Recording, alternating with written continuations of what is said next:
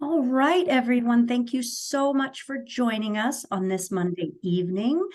Folks will be trickling in, but I want to get started. Just so you know, I'm recording this webinar and we will post it. A quick series of introductions before Rob jumps right in. This is the first of 3, what we're calling aquaculture deep dives on topics relating to aquaculture in Rhode Island.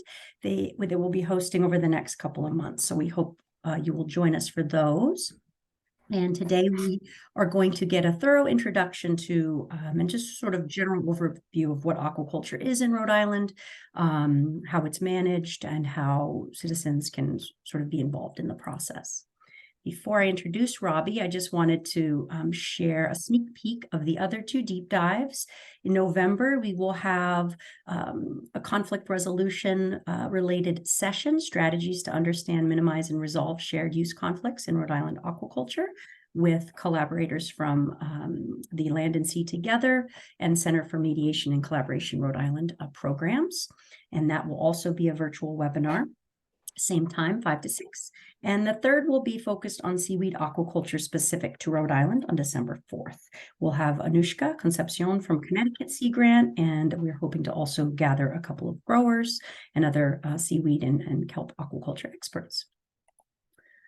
I wanted to point out, along with this webinar, once it is complete and recorded, we'll post it on the BASAMP website, where in the past we had a series of aquaculture-focused webinars. This is not part of the BASAMP series. That sort of wrapped up that initiative, but there is a lot of great information in past webinars on shellfish restoration, best management practices, and many others.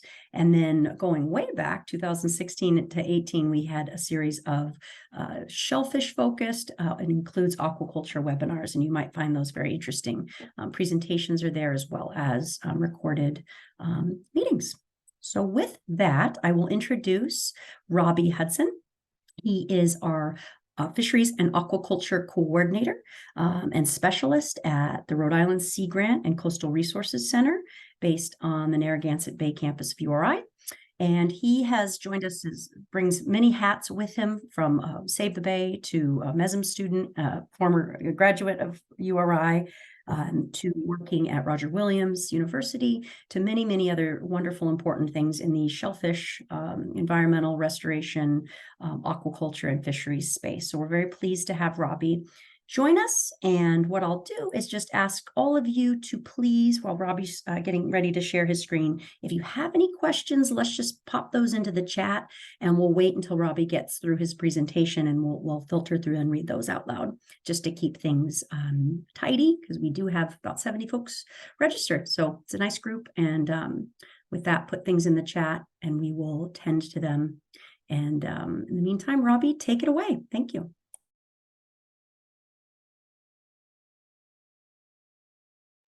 All right, so everybody should be able to see the main screen, hopefully, right now.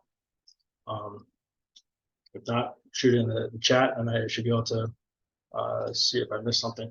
But anyways, welcome to tonight's webinar series. Again, my name is Rob Hudson. I'm here at Rhode Island Sea Grant and URI's Coastal Resources Center on the URI's GSO campus.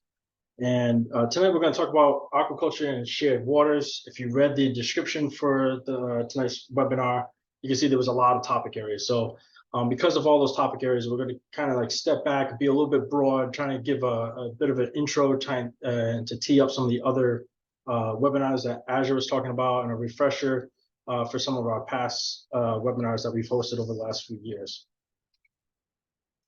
So just want to start off with a couple definitions here. The first one's going to be from FAO. And it's basically just telling you exactly what aquaculture is. It's the farming of aquatic organisms, including fish, mollusks, crustaceans, and aquatic plants. And then from the Council on Agricultural Education, it's the science, business, and art of cultivating aquatic plants and animals.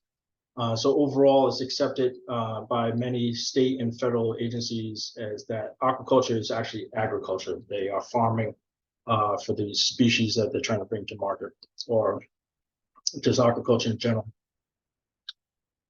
Oh, the photograph off to the side is if you're a Rhode Islander and you ever see the posting, if you go out fishing, you can see the golden trout, and that's here in Rhode Island from some of our production for the public. So we're going to get into what is being cultivated here in Rhode Island. Based upon the scale and what is being cultivated, you get a rough idea of who is actually cultivating these species here in Rhode Island. We have aquariums, not so much for the Save the Bay aquarium or biomes, but aquariums in general for finfish, aquaculture. Typically use aquaculture products in their production or in their displays. And then if you happen to have a tank or some type of tank at the house that you're growing either freshwater or marine species at home and having a tank display, it's also technically aquaculture. Here in Rhode Island, we have a marine ornamental program, and that's over at Roger Williams University, where they actually are producing marine ornamental species and bringing them out to the distributors across the nation. We have a state stocking program, again, back to that picture that we just saw of the golden trout and the state stocking programs that is available. We have research that's going on here at URI. We have researchers looking at both freshwater and marine species more for human consumption. That's with Dr. Terry Bradley here. And then education could be anything from environmental education going on throughout the state all the way through higher level, in the colleges and such. There's the state program. We used to have a fingerling program where they actually had the students in elementary schools and middle schools would actually produce some of the freshwater species in like a container or a cooler at their school and inside the classrooms.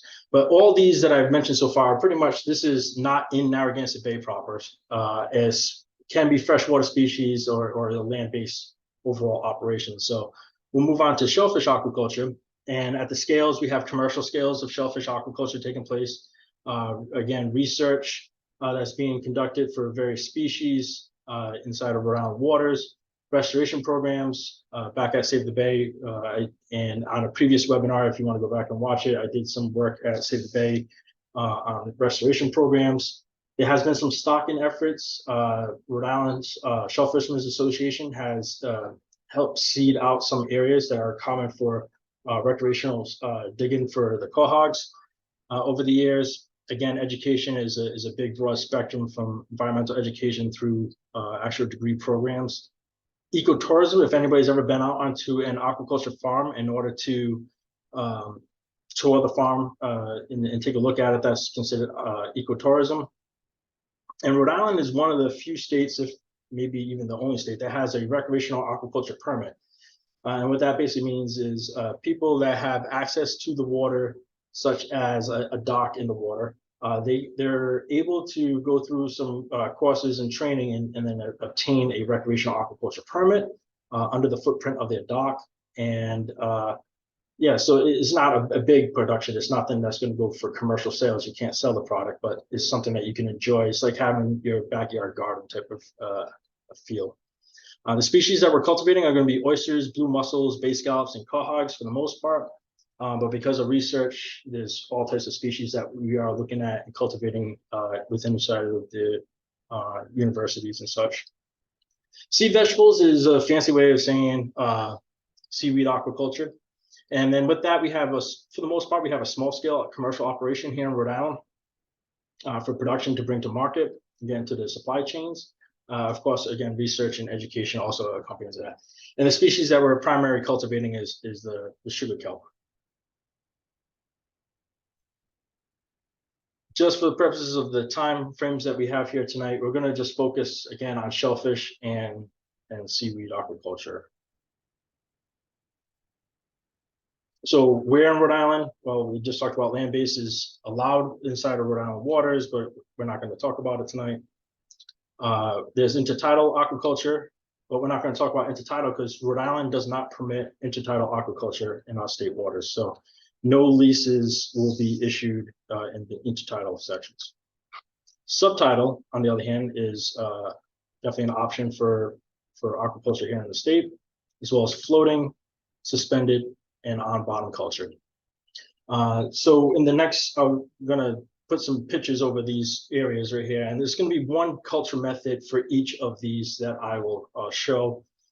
There are tons of culture techniques and methods used to bring shellfish or kelp into the marketplace. But for time's sake, I'll just give one example, and then I'll just also to clarify, most of these pictures are not from Rhode Island. You'll see a couple intertidal sections and something that is not being produced here inside of Rhode Island. So the first one is in the subtitle. We have what's called a rack and bag system. So on this tray here could be made out of rebar or PVC typically, and sitting on top of that are what's called ADPI bags. And inside of those bags are the shellfish that they're actually going to be growing and cultivating throughout their life cycle. And these ADPI bags, you're going to be picking them up, and it's easy a way to handle the shellfish as a group. So you stock the shellfish inside of those bags. Another practice that could be used is floating aquaculture. Some of you may be familiar with this. This is an oyster grow cage. I don't know if you can see my cursor, but these are the ballast. So you would, for the most part, take some oysters in these ADPI bags, place them inside of these trays in this cage up here. And when the ballasts are facing up, you have the oysters are basically feeding. So they're submerged inside the water and eating up the phytoplankton that is going by them at the farm site. If they are upright like this and the ballasts are on the bottom, the bags are out of the water, of course the oysters can't consume anything. And the idea here is that they are help managing the fouling that may be taking place on top of the cages. So you have to be concerned with tunicates and other types of algae that may be blocking up the cages and the mesh, and making it harder for water to pass through. If the water is harder to pass through, it could decrease how much food available that they have available to the shellfish growing inside of there, which could affect the performance, such as growth, and then or potentially cause some mortality. Once you get to suspended culture, I'm just going to use this image right here, is just to remind myself to talk to you about. So there's an anchoring system that comes up from the sides, and then you have this backbone or the spine that comes across, and you have your culture gear suspended. So it's not at the top of the surface like these floating cages, and it's definitely not touching the bottom. So you have to design this that way you are staying up off the bottom with your culture gear. And one of the common practices is these lantern nets. Again, not a Rhode Island photo, but what you can see here is these lantern nets are cultivating, looks like a type of sea scallops in here from this image. And then they would be maintained via the vessel or the boat that's tending the farm. And then another non-Rhode Island photograph, but this is direct bottom planting. So right here, you can actually just take your shellfish and sprinkle it around. Some cases you might have a raceway, so like Quahog Aquaculture on the Cape or Massachusetts, they put a predator net over the top to protect many of their Quahog species. In some cases, technically still on the bottom, you can place these oysters inside of your ADPI bags and then actually rest them directly onto the bottom, and that would be considered on bottom, versus these racking bags and many other techniques are considered off bottom.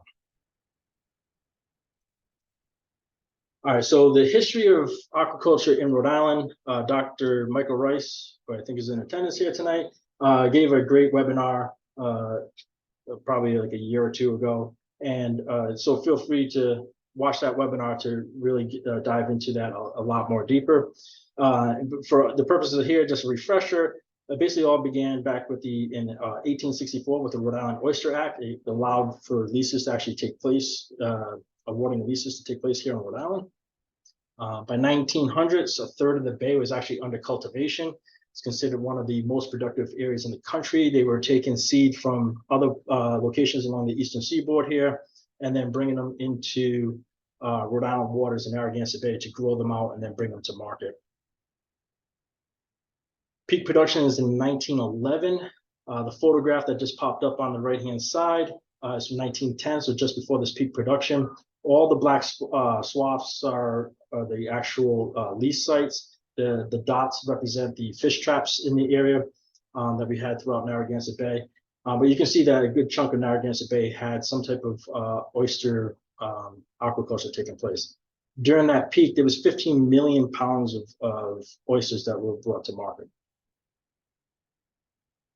In the 1920s, we experienced a crash here in Rhode Island. It could have been from some of the decline in seed availability. Again, a lot of this stuff would be from seed coming from different parts of the United States along the East Coast. Other possibilities could be water quality. It could have been over-harvesting or poaching or many other problems that could have led to a massive decline within the species. We were never really great at our seed production naturally in the state has always been relatively sporadic. And again, if you're from Rhode Island, you know everything about the hurricane of '38, which kind of finished off the process. In the 1950s, the state stopped and revoked the lease bottoms. And then you have in the 1980s, after a complete rewrite of the general laws, they are bringing back some of this modern aquaculture that we're going to be talking about here today. So in general, this is a lot of these figures that I'll have up here today is from the CRMC's 2022 annual report for aquaculture. And we have 84 farms that were permitted in 2020. And they are, of all of them, they are encompassing about 374 acres of bay bottom or, that area. So that 374 acres, where is it located within inside of Rhode Island waters? Well, Narragansett Bay proper, of course. So from the West Passage all the way over to the Secunda River, there's already aquaculture lease sites that exist. You may see some sprinkling of purple. This is an image from Shellfast RI, which is a program I'll talk about, give you a link for a little bit later. But these are leases that are no longer under cultivation. So it's all the red polygons are what is currently being cultivated.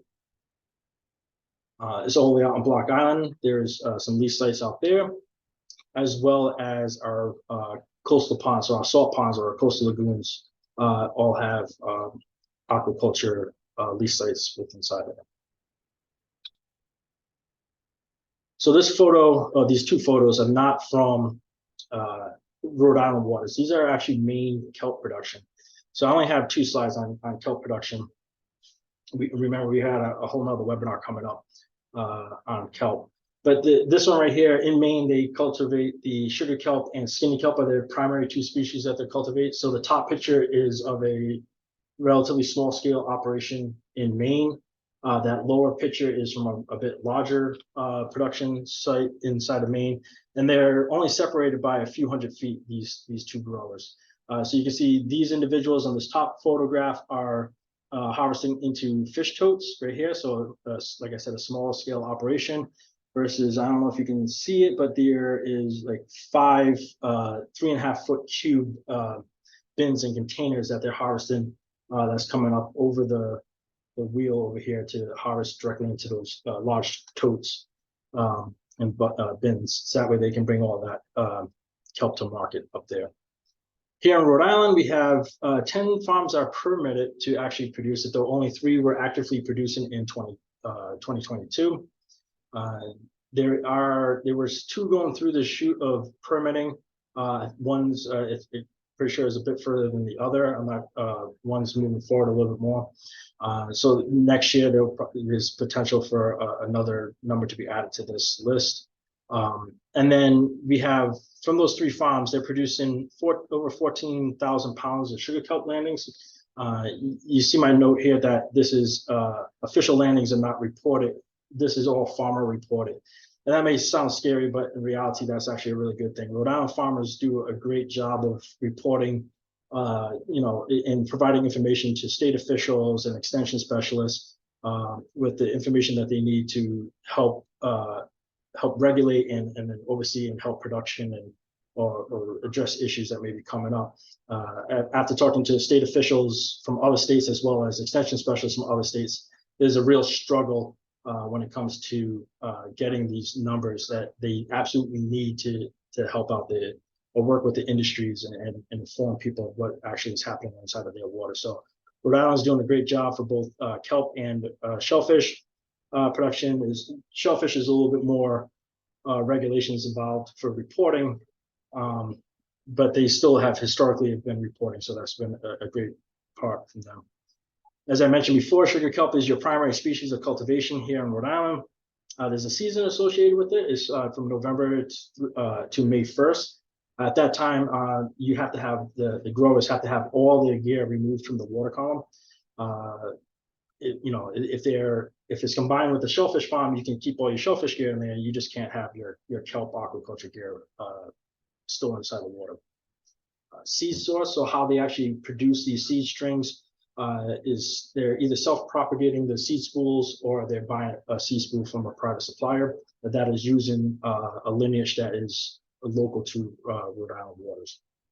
And where they're bringing all the stuff is freshly harvested, raw to the processors, bring it to the chefs. You can, from the larger vessel right here, that day that I was on that farm, I was on another vessel, of course, and they just came over and we just cut it right off the line and ate it fresh. So you can eat it raw, right out of the water. But why would somebody want to produce kelp or seaweeds in general? Well, there's a lot of different avenues to get it into a supply chain. These are examples that are very obvious because it says kelp on it or seaweed on it. And but there's definitely a lot of components and things that you consume or use every single day that may actually contain some type of algae or kelp or seaweed species that you may not even know. So you have it in cosmetics, you might have it in nutrient supplements, actual food like such as the salsa. You have for your domestic pets or maybe for your livestock, you can have some of the kelp added into their feed, which is really important, especially for livestock. It actually decreases methane production by the animals before they end up at the market themselves. You can have, not up here, but shown in here is biofuels is one possibility. So they use algae to produce biofuels that can be used in the future. This is not a biofuel car. This is actually an electric vehicle. But what Toyota is trying to do is another thing that you could do with cultivating seaweeds and algae is actually bioplastics. So Toyota is looking to build this entire body is actually made out of bioplastics from kelp production. They're hoping to get one of these cars on the market. I don't know when, but sometime in the future. If you're a home gardener, you may have a small garden in your backyard. You may actually be using some of the seaweed products that would to add in nutrients to your crops at your house. If you're into some adult beverages, you might see that they're actually marketing kelp stouts. Actually delicious if you get a chance to try them out. If you're a home brewer like myself, with my rest of my kits and equipment, I have some Irish moss, which is Condus crispus. This is a native species of seaweed that we have here. It's used as a clarifying agent for a lot of beverages that may not be touting that it's a kelp stout, but they may actively already be adding some type of seaweed production into various things that you consume. So that's pretty much it for kelp. Well, I'm going to save a lot of that for the next presentation. What we have here is kind of like the stages that you would see of shellfish aquaculture.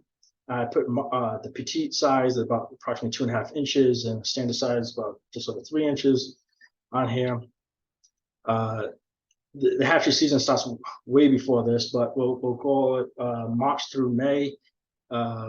The hatcheries are producing, hopefully getting like a 2 to 5 millimeter animal out to the growers who's placing in orders. It runs over to the hatchery. They're growing it up to about 20-something, 23-ish or better millimeters in size. And then there's the grow out section. So these are the 3 phases of aquaculture that are necessary for production and getting the food to the table. At the hatchery size, again, this is you take broodstock, you actually produce the larvae, you grow it in a controlled environment. So you're growing anything from, you need a microscope to see it, to about 2 millimeters, maybe a little bit larger in size. And this is about 2 to 3 months. Like I said, it's actually longer, depending on algal production and a few other things. Then we have nursery systems. So this is after they settle out of the water column, and they're basically going out to the next stage at about 2 millimeters. They'll grow out to about 25 millimeters in about 3 or 4 months. And then we have grow out. So this is the final thing just before the market, and you're looking at, like I said before, it's about 75 millimeters in size and 12 to 16 months. You can see that at the market. So prior to any site selection, this is for the farmer to do. This is for the aquaculturists to be considered. They got to think about the biology of the species, maybe some of the site and physical characteristics that they have where they're hoping that their farm will be. They also got to consider leasing and permitting requirements, such as you can't have an aquaculture lease over eelgrass. You can't put it in a navigational channel, that type of stuff. Operational factors such as how do you get out to your site and tend to your shellfish? How do you bring it back to the somewhere to land it and bring it to the marketplace? So they're thinking about all this, and they're all definitely very aware of the sociological component of they're working in the commons. So they know that everybody loves Narragansett Bay and our waters. So that they're conscious of the fact that there is other people that enjoy using the bay itself for various reasons. So when it comes out to prior to the site selection, this is the path. This has been modified over the last year or two, and basically the modifications are those triangles and those stars points right there. So the triangles are notification to property owners within 1,000 feet of the application. And then we also have the aquaculture listserv, which I will provide a link to a bit later. But everybody starts off at a preliminary determination. There's a group of, there's some groups that get together and they provide feedback. Those are turned into recommendations to the applicant.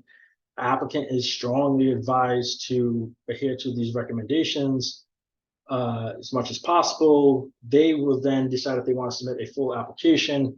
Once that full application goes on, it's then distributed equally at the same time to all these other avenues. And then you can see the rest of the process as they go down to whether the site is approved or denied. So that was all prior to the site being approved. This is a mixture of prior and after the initial permitting. So it comes down from Congress. They created all these acts that you can see listed here, as well as a few other ones that I don't have listed here. But the National Aquaculture Act, Food and Drug and Cosmetic Act, Animal Drugs, right? Magnuson-Stevens for the fisheries. So there's various acts that Congress themselves are putting forward. And once they put forward an act, it's normally delegated to one of the federal agencies that need to put that and actually implement that regulation. And for those regulations, we have all types of federal agencies. So we have FDA, they oversee the NSSP, which is the National Shellfish Sanitation Program. They also look for the Center for Veterinary Medicine. NOAA has many different mandates that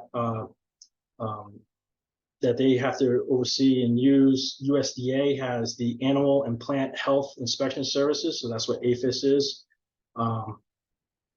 EPA, of course, Clean Water Act and such that they have to work with and regulate. You have the Fish and Wildlife Services, and the JSA, which is the Joint Subcommittee on Aquaculture, also has a say after the initial permitting as well. And so again, that's just federal and for all that alphabet soup. And then you got to come back over here to just within our own state waters. Our CRMC, so after they permit it, they will go out and inspect every single farm. So they have the annual inspections, surprise annual inspections that they can get out to. If they have a lease, but maybe they want to bring in seed from a different area that we haven't typically seen, it's still permitted technically under their scent, but that might come up with the biosecurity board discussion. And then you have RIDEM. You have 4 offices at least inside of RIDEM. So the Rhode Island Department of Environmental Management has the Office of Water Resources, Fish and Wildlife, Enforcement, and Agriculture. I believe some of the Vibrio regulations are within inside the Department of Ag. So there is state agencies that are involved, as well as RIDO, so the Rhode Island Department of Health, all have a say in what's happening on these aquaculture farms, even after it is permitted. And it's not just federal agencies and state agencies looking after the farmers. There's environmental codes of practice that many of them follow. Best management practices, so the BMPs, which are typically drawn up by the industry themselves in order to make sure that they are being good representatives with inside the commons. You have industry groups such as the East Coast Shellfish Growers Association, the Ocean State Aquaculture Association. So these are industry groups specifically that have memberships that are associated with them. Other farmers that may not be part of one of these associations. And the reason why some of these associations and industry groups are looking after all the other farmers, they're not, if you think about it, many times if, farm A had was growing in the same waters as farm B, and farm A does something not great for the industry as a whole, they can get, it can definitely impact farm B's practices and their livelihood and their industry or their farm sales themselves. So the farmers are going to look after each other. There is some self-policing that takes place inside of the industry itself. Wild harvesters have the natural resources that they're looking to bring to the market. So, they're definitely watching for the where the farms are going and the aquaculture sites and how they're being operated. NGOs, so non-governmental organizations such as Save the Bay. When I was there, I reviewed many applications that was put forth out there prior to approval, and not every single one of them made it through. All users of so Rhode Island waters, if you think about it, like me growing up here and living here my entire life, you're out there, you're kayaking, you're boating, you're sailing, you're rod and reel fishing, you're doing something else. So they definitely know that there's all these other eyes that are on them as well. And with everybody watching, federal agencies, state agencies, all the people that I just mentioned, some things have been brought up and it needed a response. So over the past few years, we have working groups on aquaculture regulations. There's been 2 of them. We finished the working group on aquaculture regulations 2 quite a few years ago. I was still at Save the Bay, so that was some years ago. But anyway, so the first one focused a bit more on the bay. Second one was more about the salt ponds, but it did have pieces of it that trickled out to just aquaculture in general. And we also had the Rhode Island Shellfish Management Plan. Next year will be 10 years since we've actually started that. So I'm working on a revamp of the Shellfish Management Plan right now. We have a Barrett Symposium, which is a science symposium that is hosted by Rhode Island Sea Grant. So we had them for the Rhode Island SMP. We've had them for other issues that have come up. Another big one that's recently, as Azure mentioned before, that is basically wrapped up now is the Narragansett Bay Stamp, which is the aquaculture element.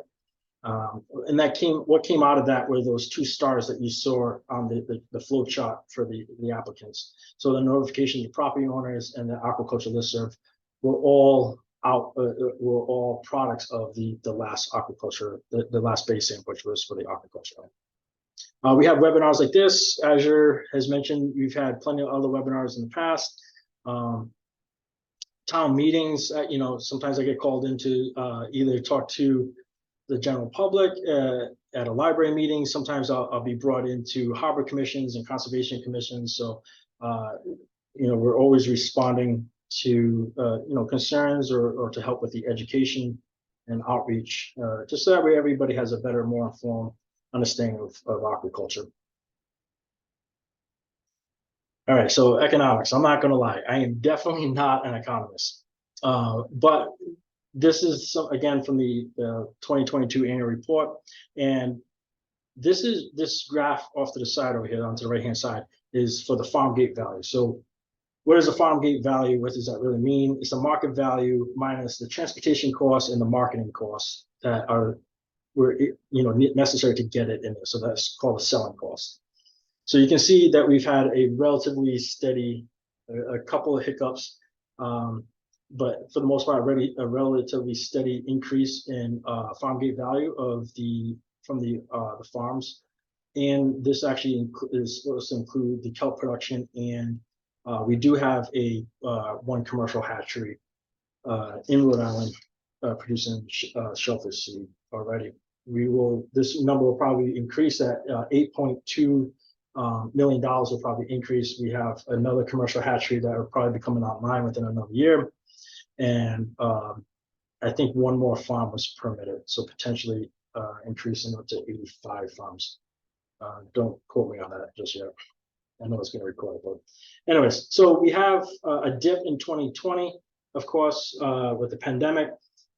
If you think about a lot of people, when they're not saying that everybody here on this Zoom or this webinar, but many people, when they're consuming seafood, whether it's shellfish or finfish or such, that they don't even know how to either prepare it or cook it up. They typically go into the restaurants for this. So that is caused a problem. So now that we have the rebound after the pandemic, restaurants are opening back up. We see a nice tick up in the value of the shellfish.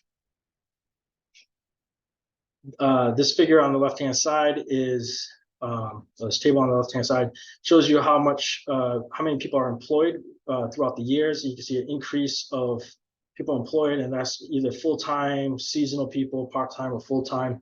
But we're up to a total of 246 people that find some type of employment on the farms.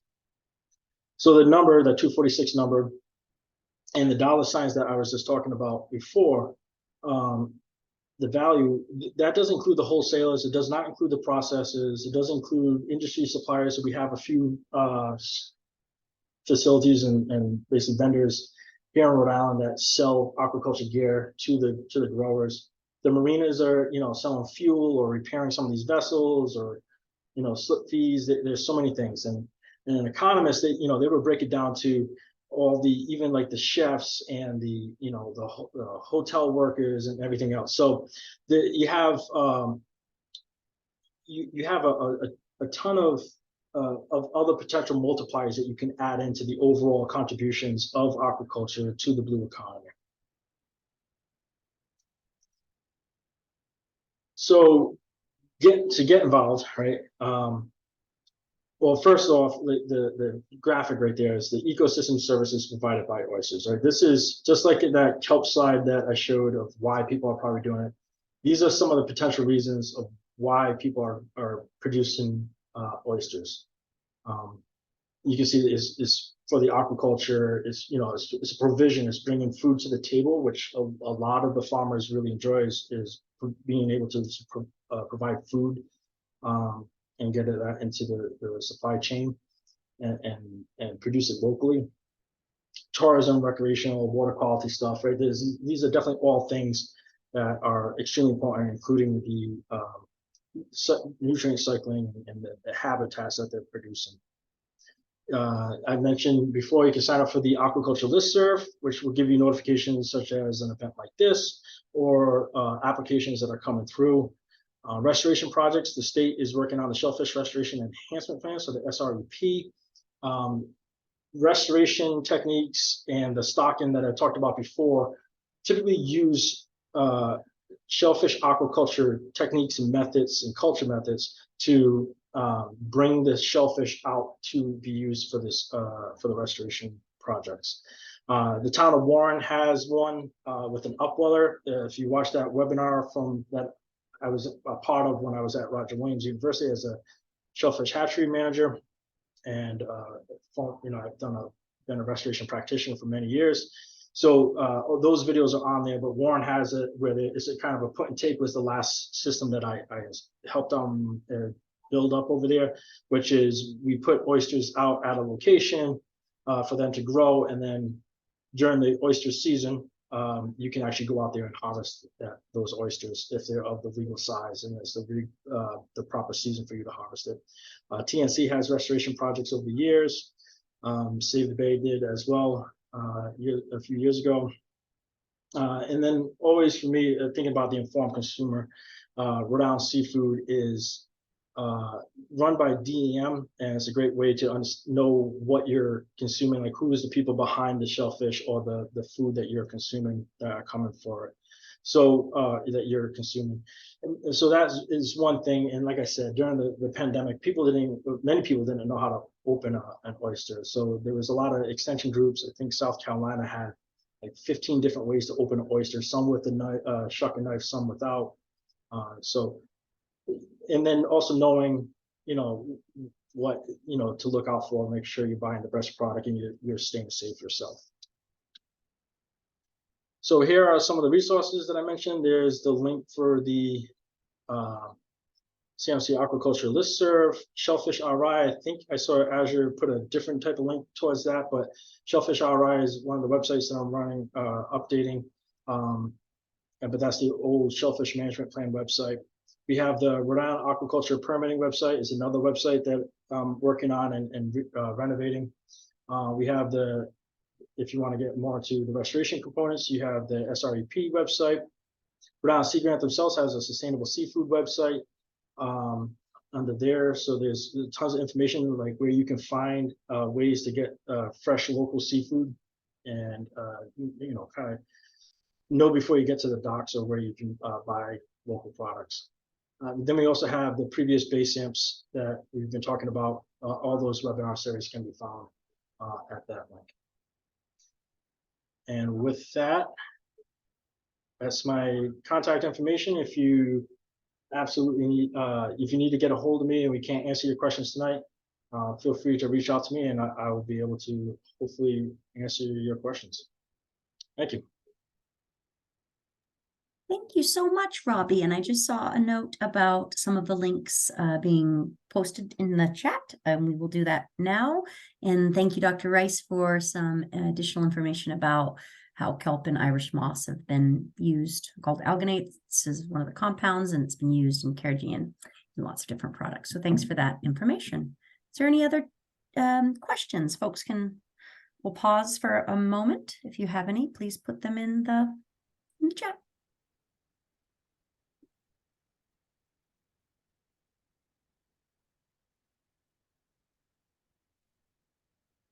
Okay, and with that, Robbie and I, again, are both Rhode Island Sea Grant Extension agents and are always here to answer any questions.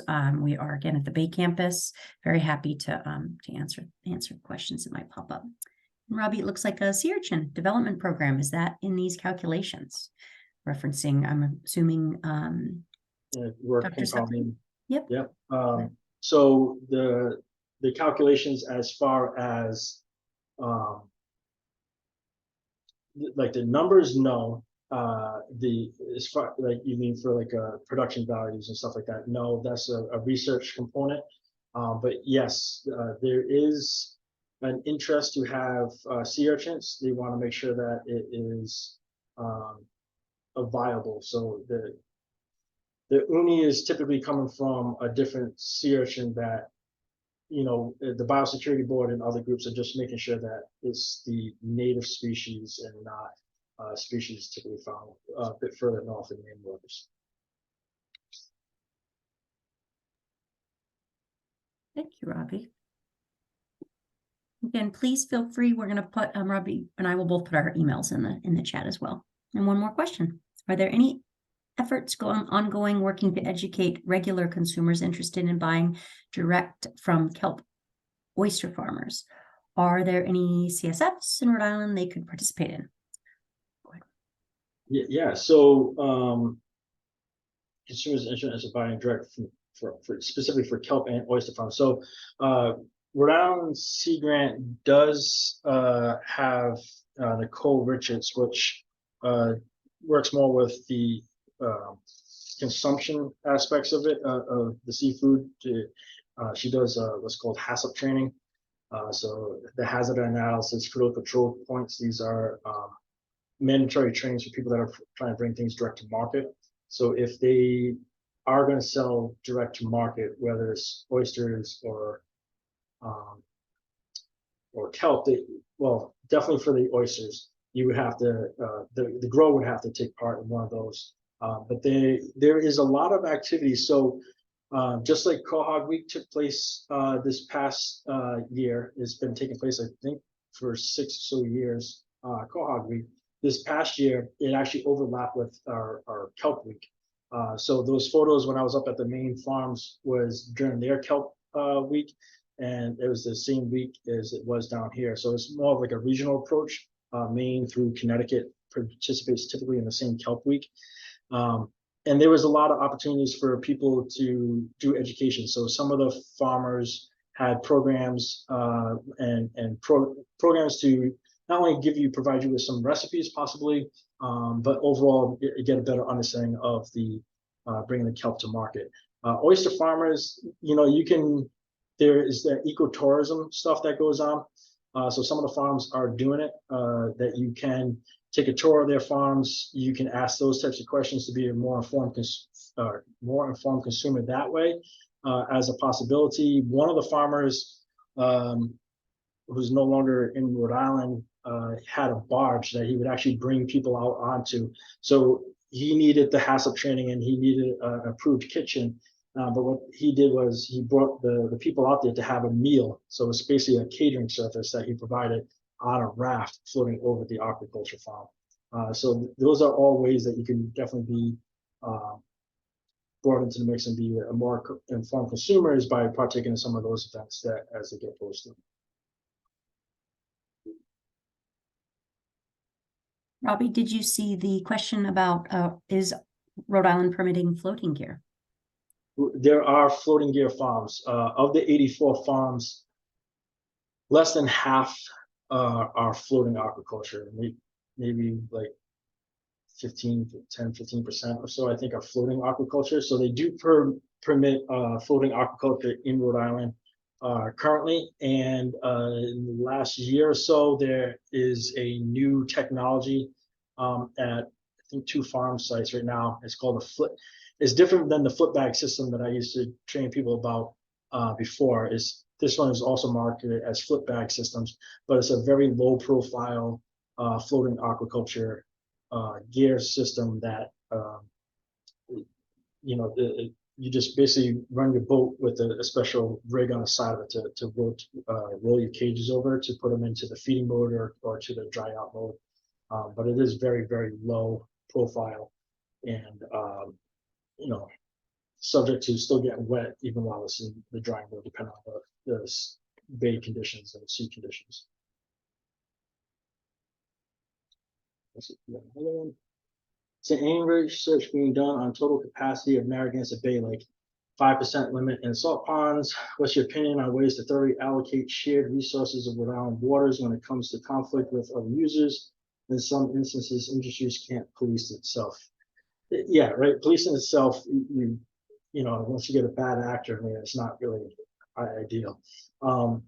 Capacity for Narragansett Bay is way higher than the 5% rule. So Rhode Island, for those of you that don't know, Rhode Island is the only state that has a 5% rule in place, which means in our salt ponds, we can't have more than 5% aquaculture taking up of the surface area for that body of water. One of our ponds is pretty much at 5% now. That would be Point Judith Pond. I don't think you can permit any more. It may be maybe just a small, very small farm. But that 5% rule, when that was in place, so that was from the working group on aquaculture regulations too. And what happened with that one, that was the back of an envelope calculation that was put forward. And it was meant to be a placeholder. And when we actually went back and looked at, we did modeling programs. So Dr. Kerry Byron, who's up at University of New England now, up in Maine, while she was here going for her PhD, she was looking at that. So she had a modeling program, and we fed it all the information it can. And then the salt ponds, which is where the 5% rule is still in existence, it turns out that the ecological carrying capacity, so like thinking of biology of all the animals, all the resource requirements of everything that's inhabited in that area, is actually way higher than 5%.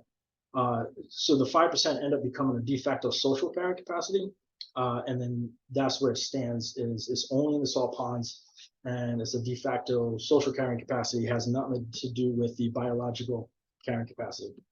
When she did the model for the salt ponds, she also did the model for Narragansett Bay, and in doing so, the amount of aquaculture that is could potentially be brought into Narragansett Bay it's not by percentages. She strongly recommends that we all went back and looked at metric tons of shellfish being produced, and that number is over 600-fold more than what is being produced, and that was in 2010. So biologically speaking, we haven't hit 600-fold more than what we did in 2010. So I don't think that one's going to happen anytime soon, at least not from what the science is saying from the biology side. And what is your opinion on ways to allocate shared resources in our waters when it comes to conflict with other users? So we're trying to, one of the other programs that we've done, thinking about some of the other user groups, it's not official yet. It's going to be enrolled hopefully relatively soon. During the Saltwater Angler Show that is held in Providence, as well as many of the Rhode Island Saltwater Anglers meetings and a few other events, we also had a staff member here in coordinating to have people going out and actually surveying recreational fin fishers along the shoreline this summer. And we had over 300 and something participants in that survey. And we have, I forget how many, like over 1,000 something or a couple thousand data points, because each season you can add up to, I think it was 5 data points. So there's that information. So we're looking at other ways to map out the bay as far as all the users are going.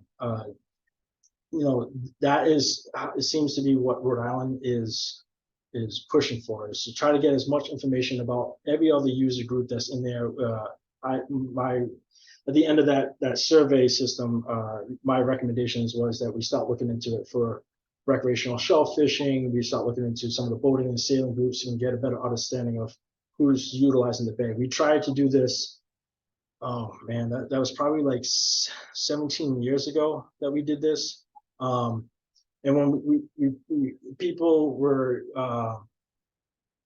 they wanted to provide the input, and they did. It's just it wasn't in a manner that we could have used and turned into a useful data layer that we're using inside of the GIS realm right now. So we're working on it. We're always trying to work with different the groups, maybe some of the bigger groups that are some of those other users, such as the Rhode Island Saltwater Anglers Association, to make sure that we're making sure everybody's getting the use out of the bay that they need and want.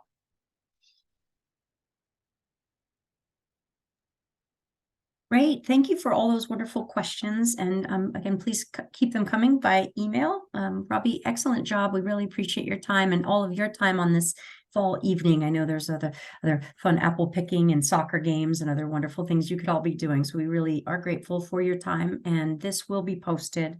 And please look for the next round of Eventbrites and hope to see you then. Thank you all so very much.